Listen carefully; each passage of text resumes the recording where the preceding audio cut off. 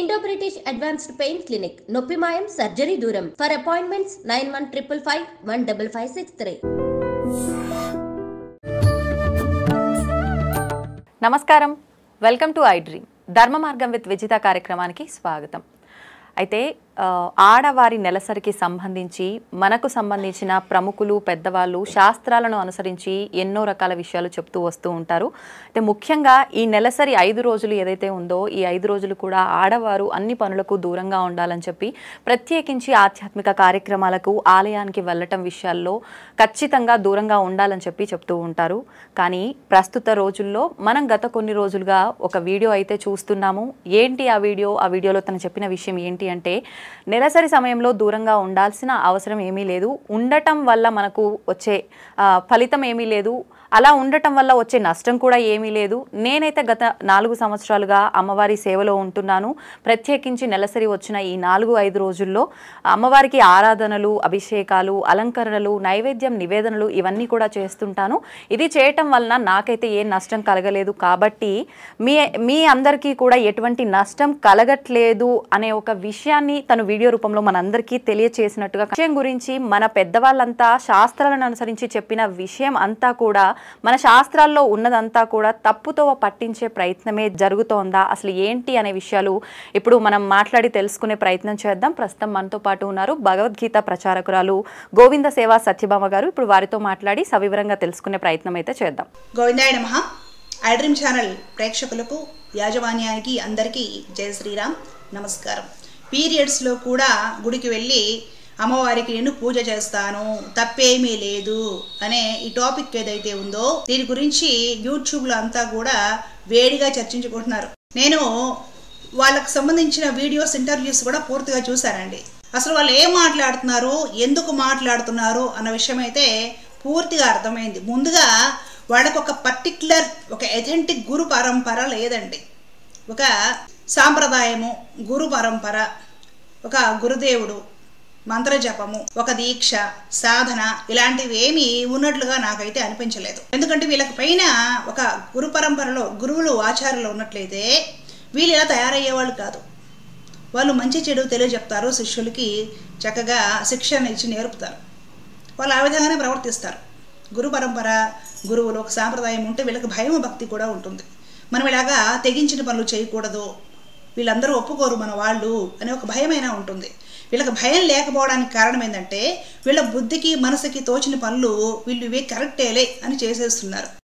చేస్తారు వీటిని ఇలా పబ్లిక్లో వీడియోస్ వదిలి జనాలపైన బలవంతంగా రుద్దుతున్నారు. వీళ్ళ వలన హిందూ మహిళలు చెడిపోతారు ముఖ్యంగా. అది నా బాధ. అందుకని నేను కూడా గోవింద సేవా ఛానల్లో దీని గురించి గట్టిగా కౌంటర్ వేస్తూ ఒక వీడియో చేశాను. ఇది చూడపోతే వీళ్ళ గుడిని ప్రమోట్ చేసుకోవడం కోసం, ప్రచారం కోసం కూడా ఇలాంటి పనులు చేస్తున్నారేమో అని అనుమానం వస్తుంది నాకు. ఎందుకంటే వీళ్ళ ఇంటర్వ్యూస్ వీళ్ళు పదే ప్రస్తావిస్తున్న విషయం ఏమిటో తెలుసా? అర్ధనారీశ్వర దేవాలయము ఇది ఎక్కడా లేదు, అసలు శాస్త్ర గ్రంథాల్లో కూడా లేదు. దీని గురించి మహా పండితులకి, ఆచార్యులకి, గురువులకు కూడా ఏమీ తెలియదు. మాకు మాత్రమే తెలుసు, మాకే ఏదో అమ్మవారు చెప్పింది, మేం గంగా కట్టించాము అని ఎంతసేపు ఉన్న ప్రతి ఒక్క విషయంలో వీళ్ళు గుడి ప్రమోషన్ ఎక్కువగా చేసుకుంటున్నారు. వీళ్ళ గుడిని హైలైట్ చేసుకోవడం కోసము, జనాల్ని బాగా అక్కడికి రప్పించడం కోసము ఒక వ్యాపారాన్ని భక్తి పేరుతోటి బాగా విస్తరింపజేయడం కోసము, అందుకు హిందూ మహిళలు చాలా అవసరం కాబట్టి ఇలాంటి ట్రెండ్ ఒకటి తీసుకొచ్చి యూట్యూబ్లో పాపులర్ అవ్వాలి అనే ఒక ప్లాన్ తోటి ఇదంతా చేశారని అనిపిస్తుంది నాకు. ఇప్పుడు ఆ మహిళ ఏం చెప్తుందంటే, పాత రోజుల్లో ఏం సౌకర్యాలు లేవు కాబట్టి మహిళలను కాస్త దూరంగా పెట్టారు. ఈ పీరియడ్ సమయంలో ఇప్పుడు మనకి స్టే ఫ్రీలు ఇవన్నీ వచ్చాయి కాబట్టి ఇబ్బంది ఏమీ లేదు, అన్నీ శుభ్రంగా చేసుకోవచ్చు అని ఆవిడ చెప్పింది ఒక వీడియోలో. అంతేకాకుండా అమ్మవారే నన్ను పీరియడ్స్లో కూడా చెయ్యని చెప్తుంది. ఇంట్లో శవం ఉన్నా సరే దేవాలయంలోకి వచ్చి గర్భగుడిలో ఈ పూజలు అవన్నీ చేయవనేసేసి అమ్మవారే చెప్తుంది. అవన్నీ మాకు అమ్మవారు వాక్కు ద్వారా చెప్పింది కాబట్టి అవే కరెక్టు. ఈ పురాణాల్లో ఏమైతే ఉన్నాయో, లేదంటే పరంపరాగతంగా మనకి గురు పరంపర ద్వారా నేర్చుకున్న విషయాలైతే ఏమైతే ఉన్నాయో ఇవన్నీ కూడా తప్పులు అని వాళ్ళు కంప్లీట్గా హిందువులని, సనాతన ధర్మాన్ని, వాన్మయాన్ని కూడా అవమానించేస్తున్నారు. వీళ్ళు ఎలా హిందువులు అవుతారో. మరి దేవాలయ నిర్వాహకుడు ఈ మగ వ్యక్తి ఎవరైతే ఉన్నారో, పేరు నాకు తెలీదు, ఇతడి వర్షన్ ఏంటో తరతరాల నుంచి ఆడపిల్లని పీరియడ్స్ పేరుతో అవమానిస్తున్నారట, బలవంతంగా పీరియడ్స్ ఆపించడానికి టాబ్లెట్లు మింగిస్తున్నారట. ఆడపిల్లల్ని అలాంటి పరిస్థితుల్లో నుండి అభ్యుదయం వైపుకు వికాసం వైపుకు నడిపించడానికి సంఘ సంస్కర్త కృషి చేస్తున్నట్లుగా బాగా బిల్డప్ ఇస్తూ మాట్లాడుతున్నాడు. అదంతా చాలా తప్పండి. ఉదాహరణకి ఇతడి వర్షన్ ఎలా ఉందంటే, ఒక గృహప్రవేశం డేట్ పంతులు గారు ఫిక్స్ చేస్తే ఆ డేట్కి ఆ ఇంట్లో ఆడపిల్లకి కానీ పీరియడ్స్ వచ్చేట్టుగా ఉంటే టాబ్లెట్లు మింగిస్తున్నారు. ఆ తర్వాత ఆ అమ్మాయి పరిస్థితి ఎలా ఉంటుంది, ఆ అమ్మాయికి రేపు గర్భవతి అయితే పరిస్థితి ఎలా ఉంటుంది, అవన్నీ కూడా సమాజం పట్టించుకోవడం లేదు, ఈ హిందువులు పట్టించుకోవడం లేదు. మేము గొప్ప అభ్యుదయవాదులం కాబట్టి ఇలాంటి విషయాలను కంప్లీట్గా సమాజంలో నుండి తీసేయాలని, దేవాలయాల్లోకి పీరియడ్స్ ఉన్న మహిళలను కూడా రమ్మని చెప్తున్నాము అన్నట్లుగా వీళ్ళు మాట్లాడుతున్నారు. ఇప్పుడు ఒక వివాహానికి ముహూర్తం ఫిక్స్ చేయాలని, ఏదైనా శుభకార్యానికి గృహప్రవేశము, సత్యనారాయణ వ్రతము, శంకుస్థాపన, వీటికి వేడికైనా సరే డేట్ ఫిక్స్ చేయాలి అనుకుంటే కనీసం ఆ ఇంటేజమాని ఇంట్లో మహిళలతో మాట్లాడతాడు. ఆ రోజుల్లో ఏమైనా అవాంతరాలు ఉంటాయా అని. మహిళలకు సహజంగా పీరియడ్స్ వచ్చేది 2-3 రోజుల ముందే కాస్త డేట్ అటు ఇటుగా అర్థమవుతుంది. ఇంట్లో తల్లికి అలాగే కూతురు ఉంటే కూతురికి డేట్స్ ఎప్పుడో ఏమిటి విషయాన్ని చర్చించుకున్న తర్వాతే దానికి అనుగుణంగానే ఎవరైనా ముహూర్తం పెట్టించుకుంటారు. మగవాళ్ళు మరీ అంత దారుణంగా రాక్షసులాగా ఏం లేరండి సమాజంలో.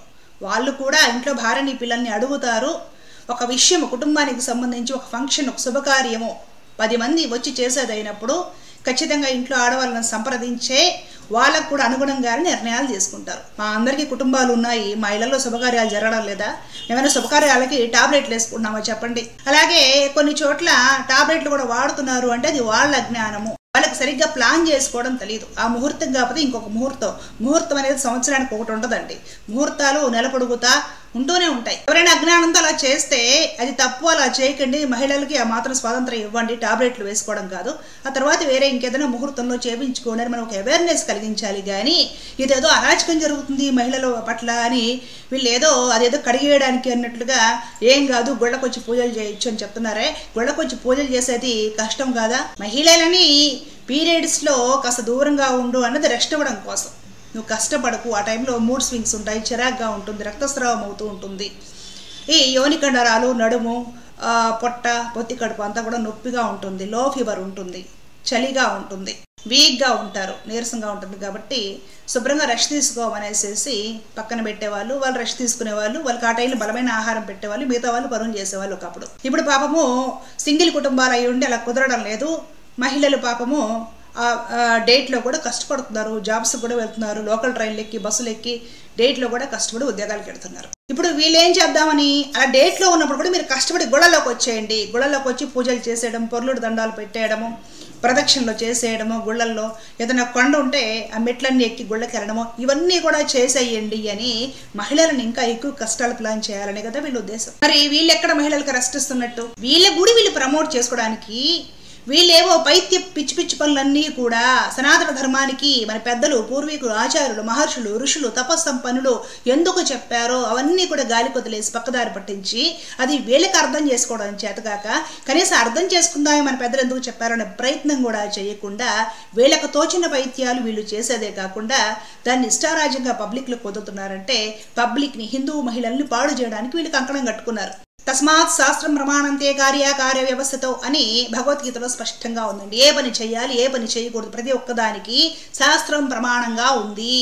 శాస్త్రం ప్రమాణంగా ఉంది. ఎవడికి ఏ తోస్తే అది తీసుకొచ్చేసి ఇదే హిందూయిజం, ఇదే హిందూ ధర్మం అనేసి రుద్దేయడానికి కాదండి. వేరే మతాల్లో వాళ్ళు వాళ్ళ మత కట్టడం ఏదైతే ఉంటుందో వాళ్ళ ప్రార్థనా మందిరానికి కూడా పోనివ్వరు మహిళలని, అసలు ఎప్పుడూ పోనివ్వరు.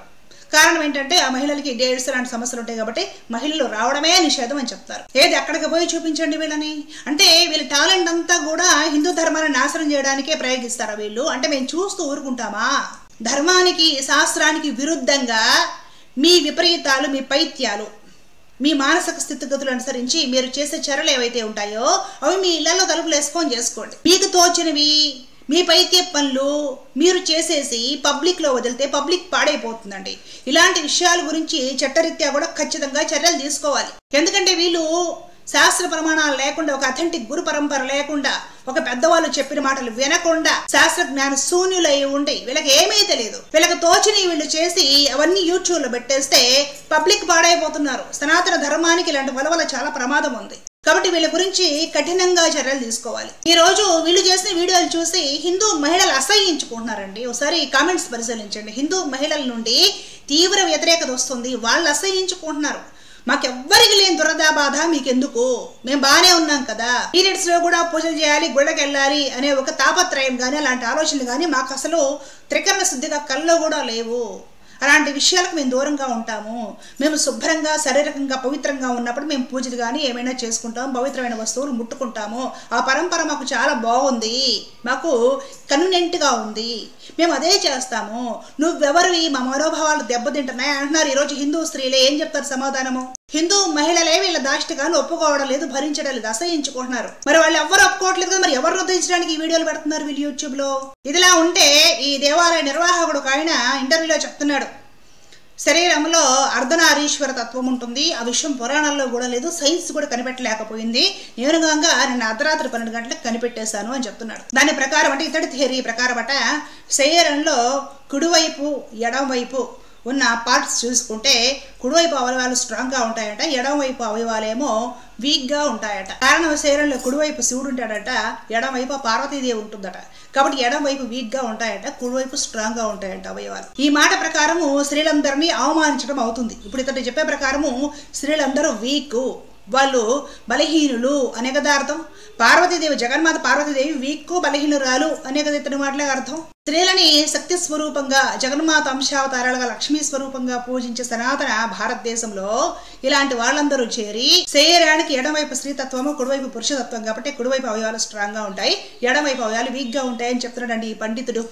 వీళ్ళని చూసి నేర్చుకోవాలి మేము. ధర్మం ఏమిటి, సాంప్రదాయం ఏమిటి, శాస్త్రం ఏమిటి, వైదిక కర్మ ఏమిటి, భక్తి జ్ఞాన వైరాగ్యాలు అంటే ఏమిటి, ఇవన్నీ కూడా ఇలాంటి కోహనా పండితులను చూసి నేర్చుకోవాలి మేము. ఎవరికైనా కూడా పని చేసేటప్పుడు ఎక్కువ కుడి చేతనే వాడతారండి. ఇప్పుడు మహిళలు గిన్నెలు వాష్ చేయాలి, కుడి చేయ వాడతారు. ఏ పని చేయాలి కావాలి, అందులో ఒక వస్తువు పట్టుకోవాలంటే ఎడం చేయి కాదు, ముందు కుడి చేతితో వాడతారు అనమాట. కొందరికి బై బర్త్ ఎడం చేతి వాడటం ఉంటుంది, వాళ్ళు ప్రతిదానికి కొంచెం ఎడం చేయి వాడతారు. మనకి చిన్నప్పటి నుంచి కుడి చేతి పనులు చేసి చేసి చేసి కుడివైపు చేతులు కానివ్వండి, కుడివైపు భుజం కానివ్వండి బాగా స్ట్రాంగ్ అవుతాయి. దాంతో పోల్చుకుంటే ఎడవైపు కొంచెం సున్నితంగా ఉంటుంది. అదే ఎడం చేతి వాడకంతో చేసే వాళ్ళని చూడండి, బాగా ఎడం చేతి స్ట్రాంగ్గా ఉంటుంది, కుడి చేతి సున్నితంగా ఉంటుంది. అదేంటంటే మనం వాడి వాడి వాడి అలా తయారవుతాయి. ఈ పండిత మహాశయుడికి ఆ మాత్రం కూడా తెలియదు. ఉదాహరణ ఏం చెప్తానంటే, గాజులు ఎక్కించుకోవాలంటే కావాలంటే కుడి చేతికి కష్టంగా ఎక్కుతాయి, ఎడం చేతికి ఈజీగా ఎక్కుతాయి చూడండి అంటారు. నిజమే, మనం పని చేసేటప్పుడు కుడి చేయి ఎక్కువ వాడతాం కాబట్టి, కుడి చేయి ఎక్కువ రఫ్గా ఉంటుంది కాబట్టి, కుడి చేయి ఎముకలు కొంచెం స్ట్రాంగ్గా ఉంటాయి వర్క్ చేసి చేసి కాబట్టి కుడి చేతికి గాజులు ఎక్కించాలంటే కష్టము, ఎడం చేతికి ఈజీ. ఈ మాత్రం తెలియదండి ఇతడికి. అర్ధనారీశ్వర తత్వం అంటే ఈ సృష్టిలో ఆడ మగ ఇద్దరు సమానమని. ఎడం పట్లో ఆడది ఉంటుంది కాబట్టి ఆడది వీకు, కుడి పట్లో మగవాడు ఉంటాడు కాబట్టి మగవాడు స్ట్రాంగ్ అని కాదు అర్థం. అర్ధనారీశ్వర తత్వం అంటే భార్య భర్త లేదా ఆడ మగ ఇద్దరూ సమానమే, ఇద్దరూ గౌరవింపదగిన వారే, పూజింపదగిన వారే, ఇద్దరిని మర్యాదగా చూడాలి, ఆదరించాలి, ఎవరు తక్కువ కాదు ఎవరు ఎక్కువ కాదు అని చెప్పిన ఏకైక సాంప్రదాయం నా సనాతన ధర్మంలోనే కనపడుతుంది. అర్ధనారీశ్వర తత్వానికి అసలైన అర్థం అది. ఆ తత్వం అర్థం చేసుకుంటే కాపురంలో గొడవలు లేకుండా ఉంటాయి. భార్య భర్త ఇద్దరు ఒకటే. భార్యను చిన్నచూపు చూడటము లేదా భర్తను చిన్నచూపు చూడటము అన్ని విధాలా తప్పు. ఇద్దరు కలిసిమెలిసి ఉండాలి. ఒక బండికి ఎలా అయితే 2 చక్రాలు ఉంటే ఆ బండి కరెక్ట్గా సవ్య దిశలో పెడుతుందో, అలాగే ఒక కుటుంబము సంసారము సరిగ్గా నడవాలంటే భార్య భర్త ఇద్దరు సమానంగా ఉండాలి, కలిసి ప్రయాణం చేయాలి అని అర్ధనారీశ్వర తత్వానికి అర్థం. ఏదో ఒక గుడి కట్టేసి అది భారతదేశంలో ఎక్కడా లేదు మేంగాంగా కట్టామంటారు. ఈ మధ్యకాలంలో ఎక్కువ మంది చేస్తున్న వ్యాపారము అమ్మవారిని శాక్తేయ సాంప్రదాయాన్ని అడ్డం పెట్టుకొని. ఈ విషయం గురించి ఎంతో మంది శాక్తేయ సాంప్రదాయంలో ఉపాసకులు కూడా, నిజమైన ఉపాసకులు కూడా బాధపడుతున్నారు.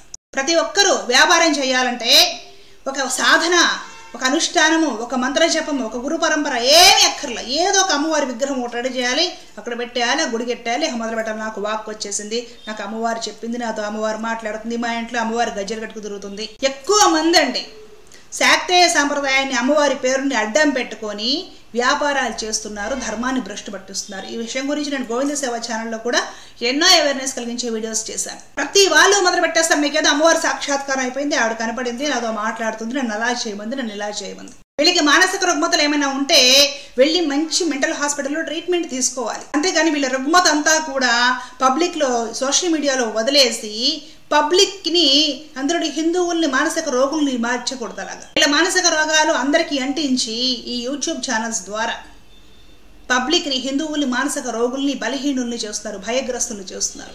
అసలు భయపడిపోతున్నారు చాలామంది. పూజలు అంటేనే ప్రతి ఒక్క విషయానికి కూడా భయపడిపోతున్నారు. కారణం ఇలాంటి వాళ్ళే. వీళ్ళకి తోచినవన్నీ చెప్పేస్తారండి. సమాజానికి అక్కర్లేని విషయాలు, పెను ప్రమాదం కలిగించే విషయాలు చెప్తారు వీళ్ళు. కాబట్టి ఇలాంటివి పెచ్చు పెరిగిపోకుండా, ఇలాంటివి ఏదైనా జరిగితే ఆదిలోనే తుంచి పడేసే, గొంతెత్తి ఏమిటదని ప్రశ్నించి ఇంకొకసారి ఇలాంటి పనులు చేయకుండా హిందువులను అప్రమత్తులను చేస్తూ వాళ్ళకి అవగాహన కలిగిస్తూ గట్టిగా చట్టరీత్యా కూడా అవసరమైతే చర్యలు తీసుకునేంత బలంగా హిందూ సమాజం తయారవ్వాలి.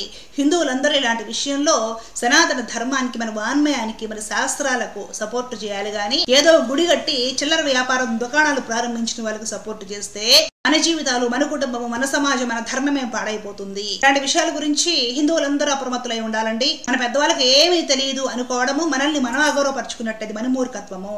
మన పెద్దవాళ్ళకి ఎంతో తెలుసు, మన పెద్దవాళ్ళకి అంతా తెలుసు. గొప్ప విజ్ఞానవంతులు, గొప్ప వైజ్ఞానికులు. ఇంకా చెప్పాలనుకుంటే ఇంగ్లీష్ చదువులు చదివిన తర్వాత మన బుర్రలో పడిపోయి మనకే ఏమీ తెలియదు. కాబట్టి మన పెద్దవాళ్ళు ఏర్పాటు చేసిన విధి విధానాలన్నీ కూడా మన మంచి కోసమే. దాంట్లో మహత్వం ఉంది, ఆరోగ్యం ఉంది, సైన్స్ ఉంది, మనకి మేలు చేసే విషయాలు ఉన్నాయి. కాబట్టి పెద్దలు చెప్పిన పద్ధతి ఎప్పుడు మనకి క్షేమం కలిగిస్తుంది, అదే పాటించండి.